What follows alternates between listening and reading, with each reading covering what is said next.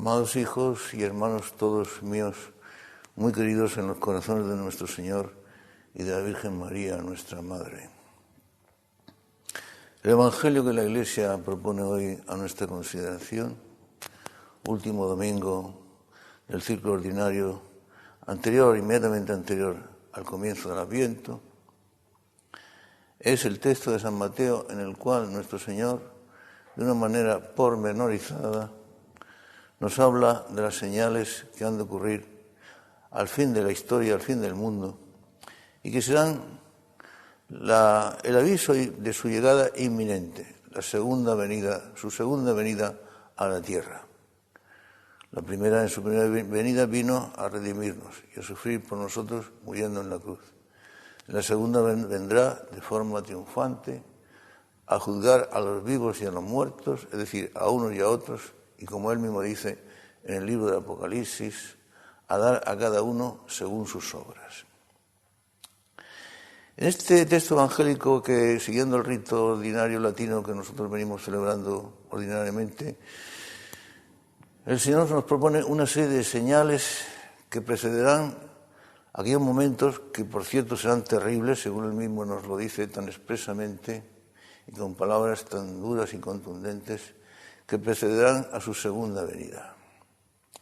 Por cierto, que con respecto a estas señales que nuestro mismo Señor expone, como he dicho, detalladamente, existe lo que podríamos llamar una especie de aporía o contradicción. Por lo que voy a explicar. Sabemos por la revelación, por palabras de nuestro mismo Señor Jesucristo, que el momento de su segunda venida, el momento del final de la historia, el momento de lo que llaman los teólogos la parusía, su segunda venida, el momento del final de la historia en el que este mundo en el que vivimos desaparecerá, es un momento que no ha sido revelado. Decía nuestro Señor que acerca de ese momento nadie lo sabe.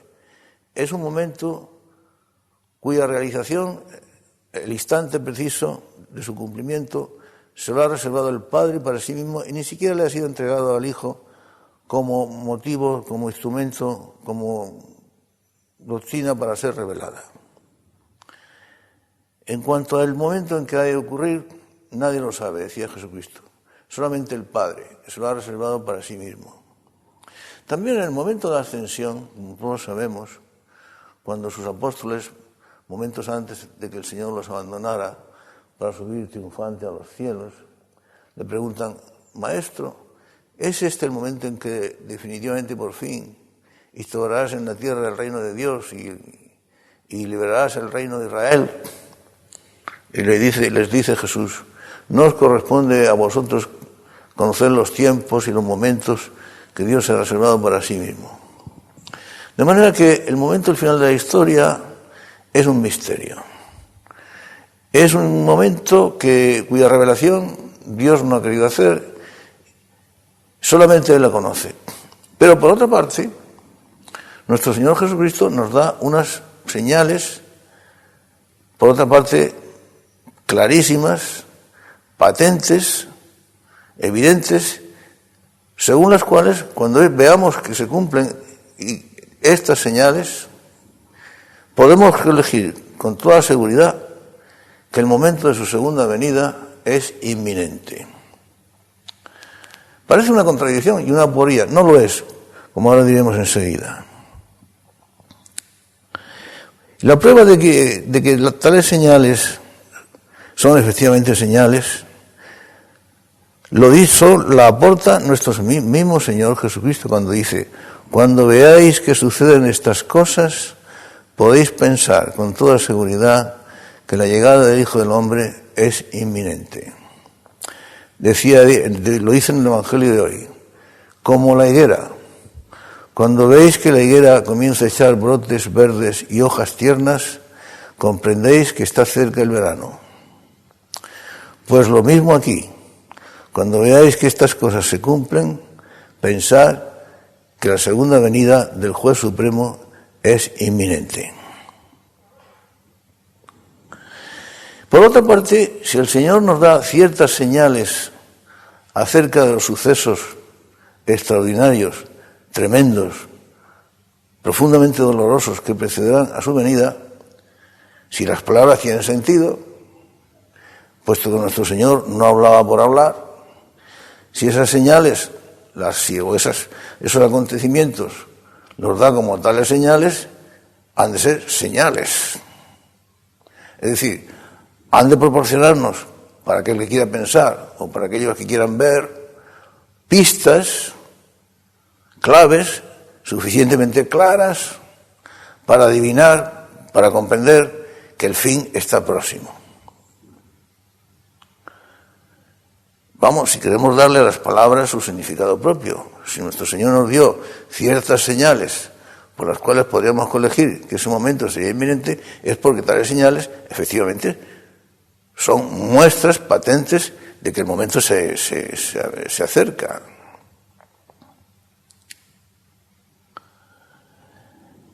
Cuando veáis, dice él, la abominación de la desolación, sentarse en el lugar santo, el que lea entienda, entonces podéis comprender. Bueno, según Jesucristo, cuando lleguen aquellos aciagos y terribles momentos que según dice él mismo, tendrán que ser acortados por amor a los elegidos, porque de otra manera ni siquiera los mismos elegidos perseverarían. Elegidos que no serán en un número precisamente abundante, porque una de las señales que precederán a su segunda venida es la gran apostasía, de la que hemos hablado tantas veces. Los primeros cristianos, interpretando erróneamente algunas expresiones de nuestro Señor Jesucristo, pensaban que la parusía, o su segunda venida, era inminente. San Pablo los tuvo que llamar al orden y les dijo, no empecéis a actuar como si todo fuera indiferente, puesto que la llegada del Señor está próxima, es inminente. No es así. Antes han de suceder muchas cosas, decía el apóstol. Y una de las cosas que han de suceder precisamente es la gran apostasía universal.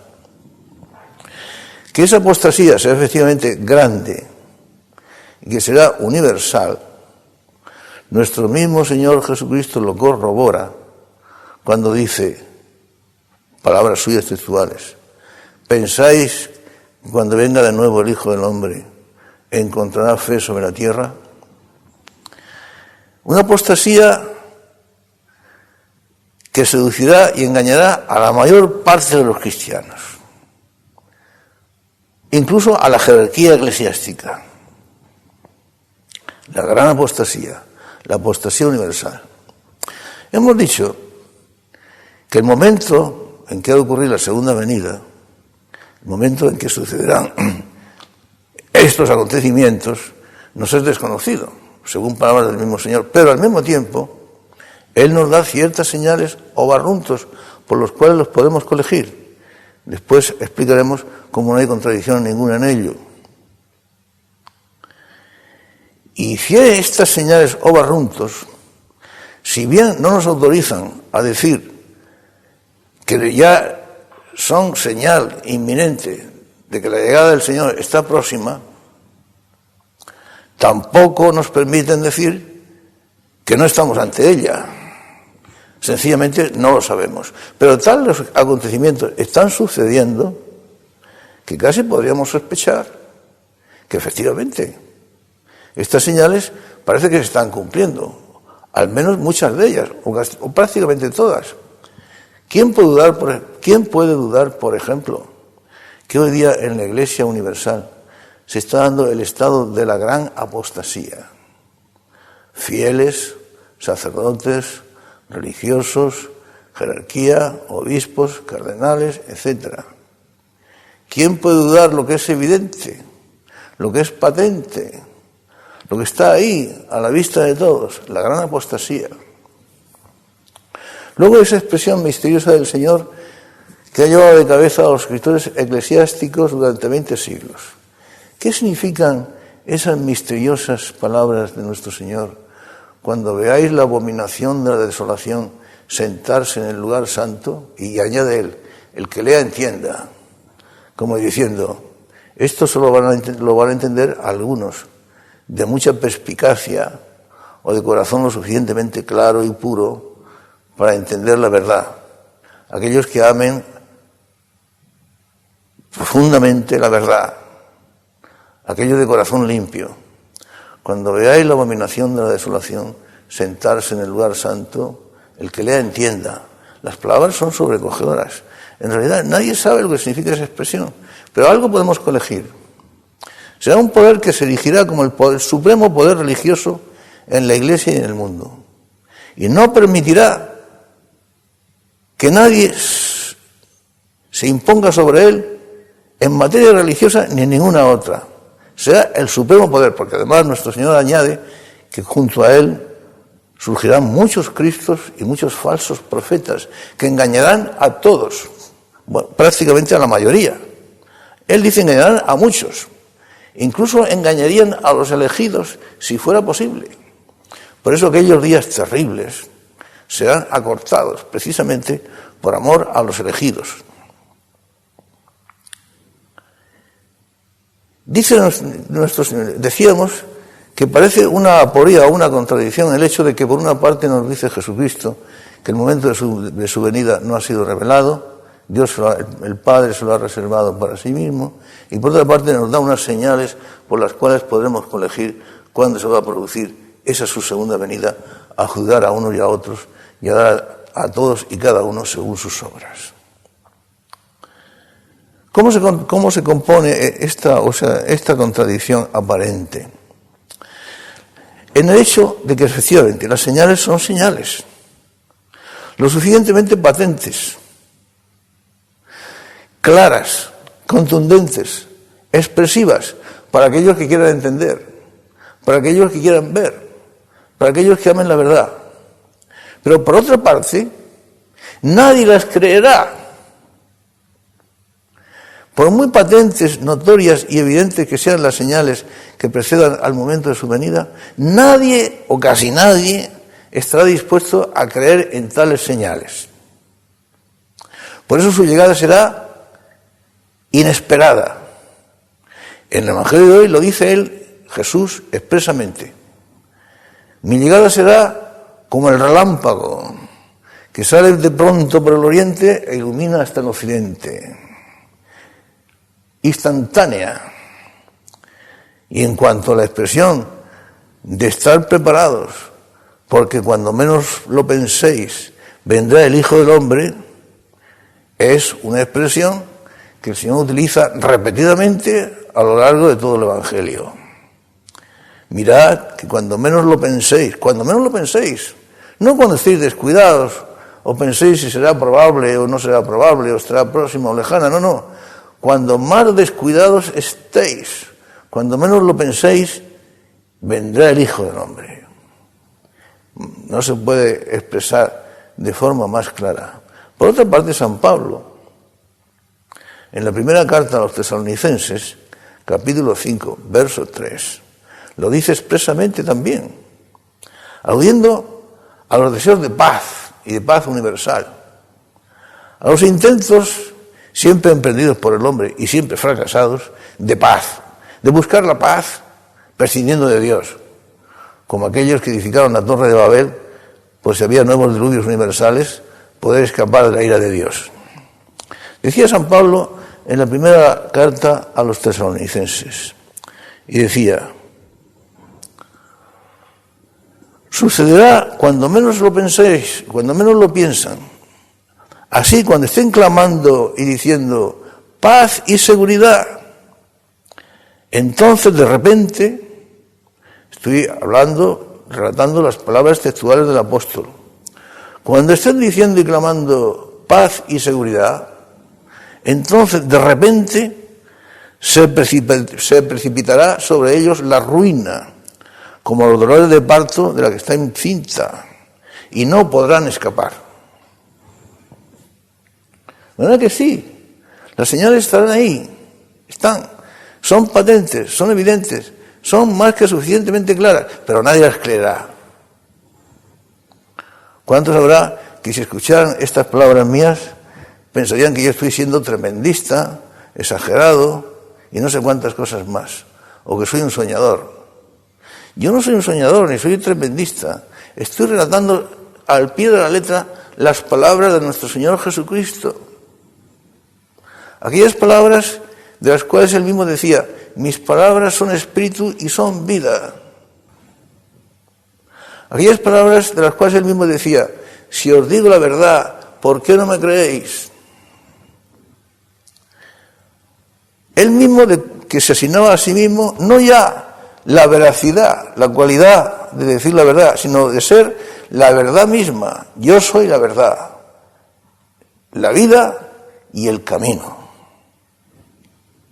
Son las palabras de Él. ¿Cuántos de oírme se mofarían y se reirían de mis palabras, asignándome no sé cuántos epítetos y adjetivos rocambolescos? Sin embargo, son las palabras del Señor, son las palabras de la Biblia. Habrá catástrofes cósmicas que, por otra parte, no podemos decir que sean las catástrofes en absoluto que precedan a su venida, pero de hecho se están produciendo en el mundo. Terremotos, inundaciones, guerras, calamidades, epidemias, se están produciendo constantemente. Pero las catástrofes cósmicas de las que habla el Señor en el Evangelio, la luna se oscurecerá, las estrellas del firmamento se conmoverán, etc., no son nada, son la punta del iceberg. Lo más terrible será la catástrofe y el derrumbamiento y la desintegración espiritual y de todos los valores humanos y divinos, que el mundo acabará, no solamente por desconocerlos, sino por pisotearlos y aborrecerlos y despreciarlos. La catástrofe es el derrumbamiento espiritual. ¿Quién puede negar, por ejemplo, que hoy día se están produciendo en el mundo gravísimas persecuciones contra los cristianos? En algunos lugares, como en los países islámicos, de manera descarada y sangrienta, ante la indiferencia del mundo en general, empezando por la misma Iglesia. La persecución contra la familia, la corrupción de la juventud y de la infancia, llevada a cabo de forma obligatoria en las escuelas. La prohibición, de hecho, de que los padres eduquen a sus hijos según su propia religión, según su propia ideología, según sus propias costumbres, según sus propios criterios. La corrupción de la juventud, empezando desde la más tierna infancia, enseñando a los niños las prácticas más bochornosas de sexo, las más vergonzosas. Últimamente, en este país, hemos tenido el acontecimiento del famosísimo y mundialmente conocido monumento del Valle de los Caídos, erigido después de la Guerra Civil con tan buena voluntad, para los de un bando, los caídos de un bando y los caídos del otro, para todos, procurando la reconciliación de todos los españoles. Ahora, el gobierno masónico ha prohibido la celebración de la misa en la basílica y ha prohibido el acceso del público a la basílica. Y no solamente eso, sino que está demoliendo aquel monumento realmente grandioso, valiosísimo, famoso en el mundo entero. Incluso se está ahora hablando de que se intenta volar y de la demolición de la cruz que preside el Valle de los Caídos. Todo eso ante la pasividad y la indiferencia prácticamente de todos los católicos. Un pequeño grupo de algunos que protestan, la Iglesia en silencio. Bueno, a decir verdad, el Arzobispado de Madrid ha expresado a través de un comunicado su preocupación y su deseo de que se llegue pronto a una solución del problema, de que sería deseable que se llegara a una solución del problema. Hombre, lo verdaderamente admirable sería que el Arzobispado de Madrid no deseara que se llegara a una solución del problema. Pero con decir que sería deseable que se llegara a una solución del problema, con eso se soluciona muy poco o no se soluciona nada. A mí esto me recuerda a la historia del plato de lentejas. La Iglesia Católica, la Conferencia Episcopal Española, la Iglesia Católica Española, todo el mundo lo sabe, es un hecho notorio y patente, público, conocido, dentro y fuera de España, ha pactado con el gobierno masónico actual español. Refrendado ese pacto por la Secretaría de Estado del Vaticano, el cardenal Bertone. Un gobierno masónico, un gobierno anticatólico, un gobierno que persigue a los cristianos y concretamente a la Iglesia Católica. ¿Y todo para qué? Si para que se puedan celebrar unas jornadas de juventud y el gobierno dé su place y alguna miserable subvención, es preciso guardar silencio ante las tropelías que se están cometiendo, abandonar el rebaño, abandonarlo por completo, guardar silencio. Yo me pregunto, esas jornadas de juventud o esos actos clamorosos, espectaculares, grandiosos, que se quieren celebrar, ¿vale la pena el precio que se ha pagado por ellos? ¿Realmente el incremento de la vida cristiana en los jóvenes y en los no jóvenes será tan grande como para poder justificar el precio que se está pagando por eso? Ya digo que me recuerda la historia del plato de lentejas, cuando Esaú vendió su primogenitura por un plato de lentejas, con que resulta que el arzobispado de Madrid vería con buenos ojos que se arreglara el problema. No, sería verdaderamente admirable que lo viera con malos ojos, pero en fin, ahí está, ahí lo tenemos. Persecuciones a toda regla. La gran apostasía. Cuando veáis la abominación de la desolación sentarse en el lugar santo, ¿qué será eso? ¿Qué querrá decir nuestro Señor con eso? No lo sabemos. Pero será un poder inmenso que se siente con autoridad y que realmente gobierne y que monopolice el pensamiento, los criterios y la actuación de aquellos que quieran todavía sentirse cristianos. Están ocurriendo cosas, ya que estamos hablando del derrumbamiento espiritual que se está produciendo en esta época, ante la pasividad de la sociedad y sobre todo de la sociedad cristiana y católica, están ocurriendo cosas que se presentan como triunfos, como logros del progreso, cuando en realidad, de verdad, no son otra cosa que la manifestación de la degradación, de la depravación a la que ha llegado una sociedad que ha dejado de ser cristiana y que por otra parte son expresión del castigo de Dios. Que se haya institucionalizado la homosexualidad o el matrimonio de los homosexuales.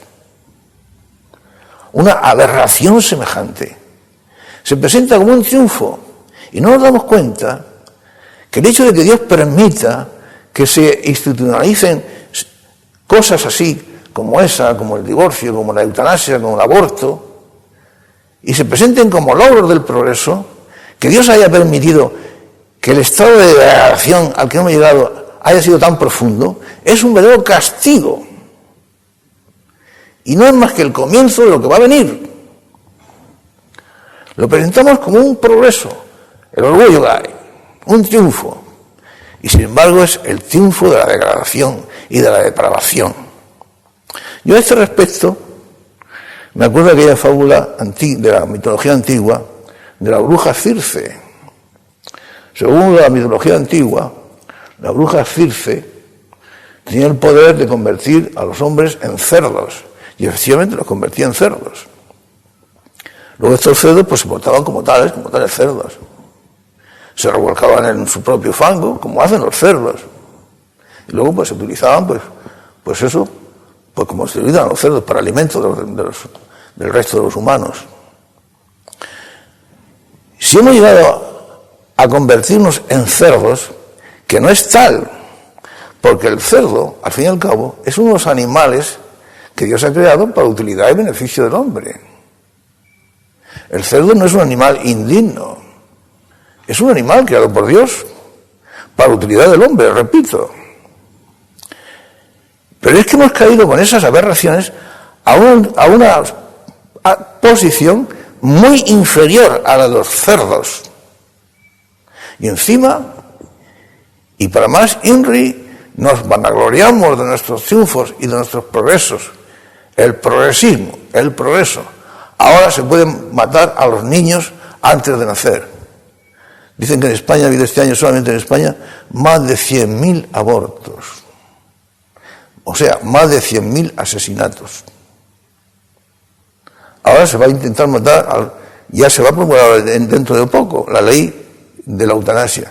A los enfermos terminales se acaba con ellos y fuera. La vida humana, cuando se vuelve incómoda o molesta por los demás, se la elimina y a otra cosa. Estas aberraciones en las que hemos caído, institucionalizadas, presentadas como un progreso, son la señal de la degradación, de la depravación, del hundimiento de una sociedad. ¿Acaso estos no son señales de que la venida de nuestro Señor puede estar cercana?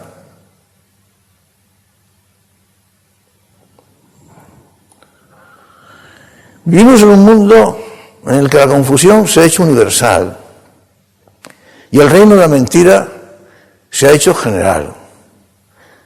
Y la sociedad, nuestra sociedad, que vive como anestesiada y tan contenta y tan tranquila, con tal de que no le quiten su divertimento de cada día, o su pan de cada día, o su entretenimiento de cada día.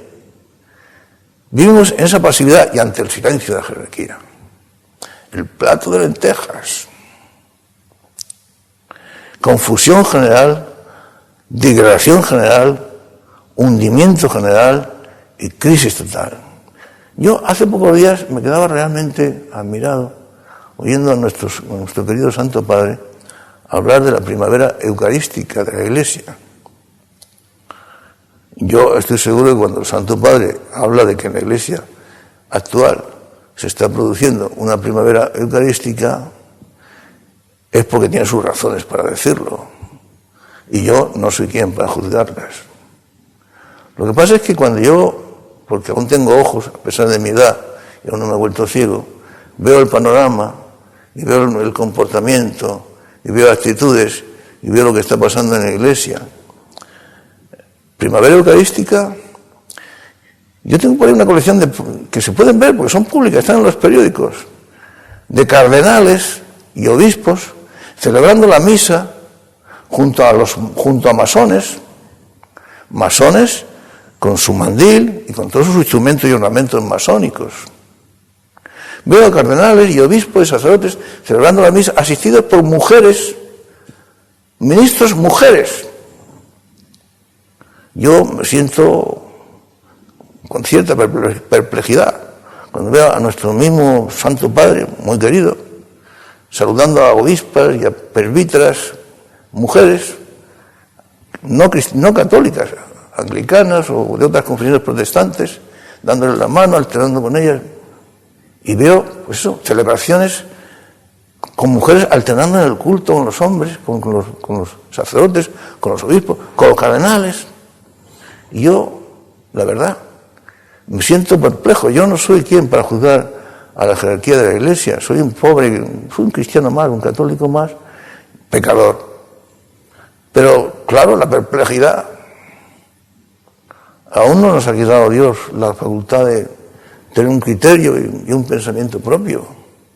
Primavera eucarística, yo veo a las multitudes lanzarse a recibir la Eucaristía en las misas o en los actos ceremoniales solemnes, a miles, a recibir la Eucaristía. Pero esas multitudes que se lanzan en las iglesias o en los actos por ahí espectaculares a recibir la Eucaristía, ¿la reciben dignamente?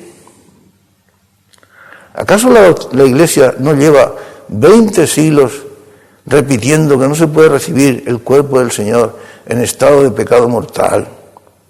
Que solamente se puede recibir en gracia. ¿Acaso hemos olvidado las palabras de San Pablo? Mucho cuidado, decía el apóstol, y que cada cual se examine a sí mismo antes de recibir el cuerpo y la sangre del Señor. Porque aquel que come el cuerpo del Señor o bebe la sangre del Señor indignamente, son palabras del apóstol, indignamente se traga y se bebe su propia condenación. Yo veo que se ha perdido la fe en la presencia real en la Eucaristía. Yo veo que la Eucaristía se la trata y se la maneja pues como una cosa más, todo el mundo la maneja.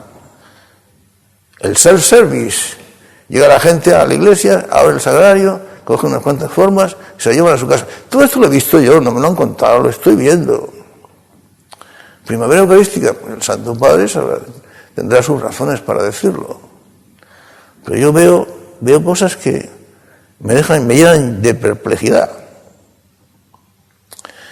Los primeros cristianos, como hemos dicho antes, vivían con la ilusión, con la esperanza, con la alegría de que la segunda venida del Señor iba a ser inminente. Ya lo hemos dicho antes también, que ya se encargó San Pablo de desmentirlo, decir, no seáis así, porque algunos incluso han dejado de trabajar. Trabajad y vivir vuestra vida ordinaria, porque antes de que venga el Señor en su segunda venida, tienen que ocurrir muchas cosas, entre otras, la gran apostasía universal. Pero vivían con esa ilusión, con esa esperanza de que el Señor está cerca, Maran Ata, el Señor está cerca, ven Señor Jesús. Hoy en día los cristianos, después de más de 20 siglos de espera, hemos perdido ya la facultad de aguardar. Ya no esperamos al Mesías, es más, ya ni creemos ni siquiera en su segunda venida. Ya lo he dicho antes, que muchos que me vieran a hablar a mí de estas cosas me tomarían por un loco. Ya no esperamos su segunda venida. ¿Quién la espera hoy día? ¿Quién cree en la segunda venida del Señor? Sin embargo, sería bueno que en medio de tanta confusión y en medio de tanta desolación y en medio de tantos problemas y de tantos sufrimientos y de tan hondas y profundas catástrofes, sería bueno, digo, que los católicos, los cristianos, conserváramos la esperanza en la venida del Señor, porque sí, hablamos del fin del mundo, del final de la historia, de los acontecimientos terribles que sucederán en aquellos momentos, y sentimos un cierto temor. Pero en realidad, de verdad, lo que habríamos de sentir ante la contemplación de este mundo nuestro en el que estamos viviendo es el sentido de la esperanza y de la alegría, pensando, bueno, esto se acaba. Este lodazal en el que estamos viviendo llega a su fin. Ahora viene Jesús de nuevo a puntualizar, a poner las cosas en su sitio, a juzgar a unos y a otros y a darle a cada uno según sus obras. Por fin viene el Señor. Por fin tendremos unos cielos nuevos y una tierra nueva. Por fin nuestras esperanzas se verán colmadas, nuestras ilusiones, nuestros deseos, nuestros anhelos. Por fin, como dice la Biblia, será extirpada, será enjugada toda lágrima del rostro de los que sufren y de los que lloran. Ya no habrá más dolor, ni más sufrimientos. En la Jerusalén celeste que baja del cielo, de los cielos, ya no necesitará luces, ni antorchas, ni faros, porque la alumbrará la luz del Cordero. Allá atrás quedará la muerte ya definitivamente vencida, el dolor, el pecado, los sufrimientos, las enfermedades, las tentaciones, los fracasos, todo. Tendríamos que vivir en esa esperanza, en esa ilusión de la espera por su venida, que todo parece indicar, no se puede decir, que parece que está próxima. A este respecto, el final del libro del Apocalipsis, del libro sagrado del Apocalipsis, o sea, el final de la Biblia, el Apocalipsis es el último libro de la Biblia, como todos sabemos. El final del Apocalipsis es esperanzador y prometedor. Dice así, son los últimos versículos del final del libro del Apocalipsis. Mira que vengo pronto. Está hablando el Cordero Inmaculado, Jesucristo. Mira que vengo pronto y conmigo mi recompensa para dar a cada uno según sus obras. Yo soy el Alfa y la Omega, el primero y el último, el principio y el fin. Yo soy el Alfa y la Omega, el primero y el último, el principio y el fin. Qué esperanzadoras Cuán consoladoras son estas palabras para aquellos cristianos de buena voluntad, que esperan a su Señor. Y aquí que vengo pronto, pronto, y conmigo mi recompensa, para dar a cada uno según sus obras. Yo soy el alfa y el omega, la primera y la última letra del alfabeto griego, el principio y el fin, el primero y el último. Bienaventurados los que lavan sus vestiduras para tener derecho al árbol de la vida y entrar por las puertas de la ciudad, la Jerusalén celeste.